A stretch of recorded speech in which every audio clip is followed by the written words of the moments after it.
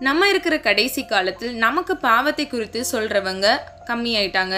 ஆனா ஆசீர்வாதத்தை குறித்து நிறைய பேர் பேச ஆரம்பிச்சிட்டாங்க. ஏசப்பா உனக்கு பணம் தருவாரு, புகழ் தருவாரு, நகை தருவாரு, வீடு தருவாருன்னு சொல்லி ஆசீர்வாதத்தை மட்டுமே பேசி கொண்டிருக்கிறாங்க. ஆனா ஆசீர்வாதமோ ஆஸ்தியோ எதுவும் நம்மை பரலோகம் கொண்டு போகாது. பைபிள் வசனத்திற்கு நம்ம கீழ்ப்படியணும், நம்ம கிரியை செய்யணும். அப்போதான் நம்ம பரலோகம் போக முடியும். நம்முடைய வாழ்க்கையில பணம், வீடு, ஆசீர்வாதம் முக்கியம்தான். ஆனா அதை விட முக்கியம் நம்ம பரலோகம் போறது. பைபிள்ல அநேக இடங்கள்ல சொல்லப்பட்ட 7 பாவங்களை குறித்து நம்ம பார்க்க போகிறோம். இதை நம்ம இங்கிலீஷ்ல 7 deadly sinsன்னு சொல்றாங்க. முதலாவது விபச்சார பாவம். நம்முடைய சரீரம் தேவன் தங்கும் ஆலயமாக இருக்கிறது. நமக்குள் பிதாவாகிய தேவனும் கர்த்தராகிய இயேசு கிறிஸ்துவும் பரிசுத்த ஆவியானவரும் வாசம் செய்கிறார் என்று வேதம் சொல்லுகிறது. அப்போ சரீரத்துல ஒருவன் பாவம் செய்யும் பொழுது அவனால் தேவனுடைய பிரசன்ஸை அனுபவிக்க முடியாது. அவனால பரலோக ராஜ்யம் போகவே முடியாது. ஏசப்பா இப்படி சொல்றாங்க, ஒருத்தங்களை நீங்க இச்சையோடு பாத்தீங்கனாலே அது விபச்சாரம் செய்தாயிட்டு அப்படின்னு சொல்லிட்டு. அப்போ நம்ம கண்ணை நம்ம எவ்வளவு பாதுகாக்கணும்னு யோசிச்சு பாருங்க. கண் சரீரத்தின் வெளிச்சமாக இருக்கிறது என்று வேதம் சொல்லுகிறது. அப்போ நீங்க என்ன பண்ணணும்? பரிசுத்தமா இருக்கணும். இன்னைக்கு யாராவது நான் சும்மா தான் பார்த்தேன் அப்படின்னு சொல்லிட்டு உங்களை நீங்களே காம்ப்ரமைஸ் பண்ணிட்டு இருக்கீங்களா? இன்னைக்கே நீங்க ஒப்பு கொடுங்க. ஏசப்பா உங்களுக்கு விடுதலை கொடுப்பாரு. ரெண்டாவது விக்கிரக ஆராதனை. விக்கிரக ஆராதனை என்ன அப்படின்னா, நீங்க ஒரு சிலையை பார்த்து நீங்க சிலை வணக்கம் செய்தா மட்டும்தான் விக்கிரக ஆராதனை அப்படின்னு கிடையவே கிடையாது.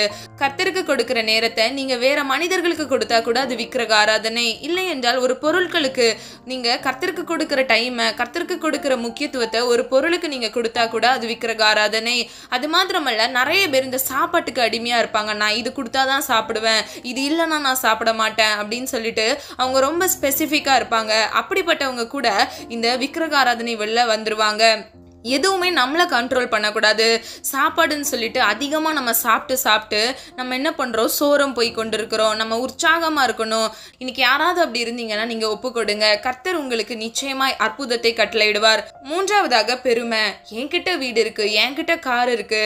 மற்றவங்களை நம்ம அற்பமாக நினைக்கக்கூடாது. யாரையுமே தாழ்த்தப்படக்கூடாது. சிறுமைப்பட்டவர்களுக்கு கர்த்தர் அடைக்கலமான தேவனாக இருக்கிறார். அவர் எல்லாருக்கும் ஒரே மாதிரி இருக்கிறார். நல்லோர் மேலும் தீயோர் மேலும் அவர் மழையை வர்ஷிக்க பண்ணுகிறார் என்று வேதம் சொல்லுகிறது. அப்போ நம்ம ஏசப்பா எல்லாரையும் ஒரே மாதிரி பார்க்குற மாதிரி நீங்களும் நானும் ஒரே மாதிரி பார்க்கணும். நமக்குள்ள எந்த பெருமையும் இருக்கக்கூடாது. லூசிஃபருக்குள்ள பெருமை இருந்துச்சு, அதனாலதான் அவன் வீழ தள்ளப்பட்டான். அப்போ அந்த பெருமை நமக்குள்ள இருக்கக்கூடாது. நம்ம தாழ்மையா இருக்கும்போது கர்த்தர் நமக்கு கிருபை கொடுக்கிறாருன்னு வசனம் சொல்லுது. இன்னைக்கு நீங்க ஒப்பு கொடுங்க. இந்த பெருமை நமக்கு இருக்கக்கூடாது. ஜாதி பார்க்க கூடாது, நிறம் பார்க்க கூடாது, வேற்றுமை பார்க்க கூடாது, நம்ம யாரையும் அற்பமா நினைக்க கூடாது. இன்னைக்கே ஒப்பு கொடுங்க. கர்த்தர் உங்களுக்கு அற்புதம் செய்வார். நாலாவதாக சோம்பல். எப்போ பார்த்தாலும் சோம்பேறித்தனம். நாளைக்கு செய்யலாம், நாளைக்கு படிக்கலாம், நாளைக்கு ஜெபம் பண்ணலாம், நாளைக்கு உபவாசம் இருக்கலாம் அப்படின்னு சொல்லி எல்லாம் நாளைக்கு. ஆனா கடைசி வரைக்கும் அவங்களால எதுவுமே செய்ய முடியாது.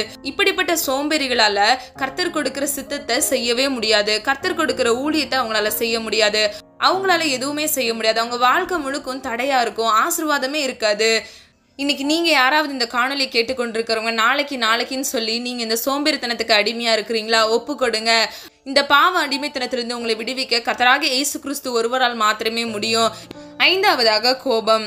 எதுக்கெடுத்தாலும் கோபம், எதுக்கெடுத்தாலும் எரிச்சல். எதுக்கு நம்ம கோவப்படுறோம்னே தெரியாம சில பேர் கோவப்படுவாங்க.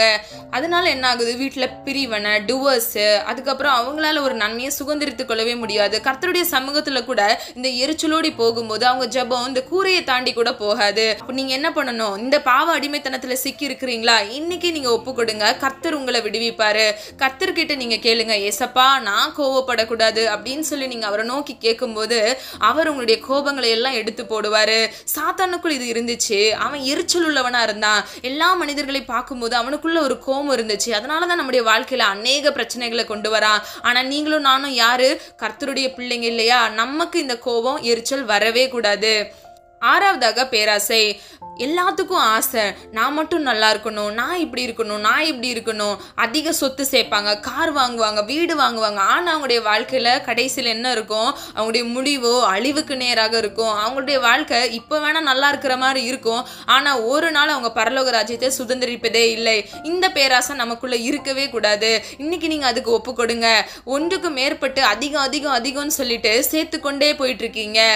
உலகம் முழுவதும் நீங்க ஆதாயப்படுத்தினாலும் உங்களுடைய ஜீவனை நீங்க நஷ்டப்படுத்தினா என்ன என்று வேதம் சொல்லுகிறது.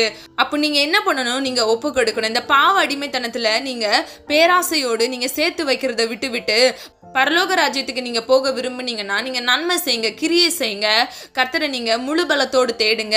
உங்களுக்கு நிச்சயமாய் கர்த்தர் அற்புதத்தை கட்டளையிடுவார். கடைசியாக பொறாம, எதுக்கெடுத்தாலும் பொறாம, ஒருத்தன் வளர்ந்தா பொறாம, ஒருத்தன் ஊழியத்துல வளர்ந்தா பொறாம, ஒரு மனுஷனுக்குள்ள பொறாம எலும்புருக்கி என்று வேதம் சொல்லுகிறது. அப்ப என்ன செய்யும்? ஒரு கேன்சர் மாதிரி அவனுடைய எலும்பை, அவனுடைய சரீரத்தை, அவனுடைய சிந்தனை, அவனுடைய மூளைய, அவனுக்கு தேவன் கொடுத்த எல்லா பலத்தையும் அது உருக்கி கொண்டே இருக்கும். அப்போ அவனால நல்லா வாழ முடியாது, அவனால சாப்பிட முடியாது, தூங்க முடியாது. பொறாமை மிகவும் கொடூரமானது. இப்படிப்பட்ட இந்த பாவங்கள்ல இருந்து நீங்க விடுதலை ஆகிவிடணும். நீங்க யாராவது இந்த சொல்லப்பட்ட 7 பாவங்களை நீங்க சிக்கி இருந்தீங்கன்னா நீங்க கர்த்தருடைய சமூகத்துல இன்னைக்கு நீங்க ஒப்பு கொடுத்தீங்க அப்படின்னா நீங்க பரலோக ராஜ்யத்துக்கு சொந்தக்காரர்களாய் மாறுவீங்க. நம்ம எல்லாரும் ஒரு மனதா ஜெபிக்கலாமா? அன்பின் பிதாவே, அப்பா எங்கள் ஒவ்வொருவரையும் அது கருத்துல ஒப்பு கொடுக்கிறோம். இப்படிப்பட்ட பாவத்துல நம்முடைய பிள்ளைகள் அடிமையா இருக்க கூடாதுப்பா. எல்லா பிள்ளைகளையும் ஆண்டவரே உடைய அன்பின் கரத்தினால அப்பா இதுல மீட்டு கொள்ளுங்கப்பா. இந்த பாவ அடிமைத்தனங்கள்ல சிக்கி இருக்கிற நம்முடைய பிள்ளைகளை இயேசுவின் நாமத்தினால அப்பா நீர் கை தூக்கி வெளியெடுக்கும்படியாய் ஜெபிக்கிறோம். ஒவ்வொரு பிள்ளைகளும் அப்பா நீர் வாக்குத்தத்தம் பண்ணின இந்த ஜீவ கிரீடத்தை பெற்று அப்பா அந்த இளைப்பாறுதல் தேசத்தை சுதந்திரித்துக் கொள்ள கர்த்தர் தாமே உடைய பிள்ளைகளுக்கு கிருபை செய்வீராக. இயேசு கிறிஸ்துவின் ரத்த கோட்டைக்குள் உடைய பிள்ளைகளை மூடி மறைத்து பாதுகாத்துக் கொள்ளுங்க. இந்த கொடிய கொள்ளும் 7 பாவங்களிலிருந்து அப்பா விடுதலை பெற இயேசுவின் நாமத்தினால் ஒரு கிருபை உண்டாவதாக. உடைய பிள்ளைகளை ஒப்பு கொடுக்கிறேன். இயேசுவின் நாமம் மாத்திரம் மகிமைப்படுவதாக. இயேசுவின் மூலம் ஜெபிக்கிறோம் பிதாவே, ஆமேன். பிரியமானவர்களே, இந்த வீடியோ உங்களுக்கு பிடிச்சிருந்துச்சுன்னா லைக் பண்ணுங்க, சப்ஸ்கிரைப் பண்ணுங்க மற்றும் பெல் ஐகான் கிளிக் பண்ணுங்க. God bless you.